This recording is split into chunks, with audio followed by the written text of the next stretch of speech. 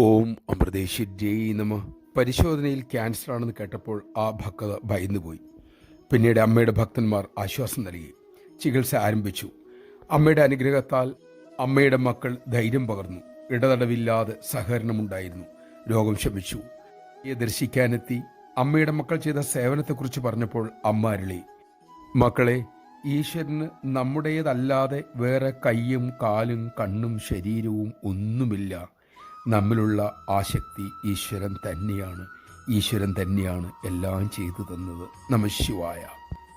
സ്നേഹിക്കുന്നതും സ്നേഹം സ്വീകരിക്കുന്നതും ഈശ്വരൻ തന്നെ, അമ്മ തന്നെ. നാം ആര് വെറുത്താലും സ്നേഹിച്ചാലും അത് അമ്മയെ തന്നെയാണ്. ഈ ബോധത്തിൽ എപ്പോഴും ഉണർന്നിരിക്കാൻ നമുക്ക് സാധിക്കട്ടെ.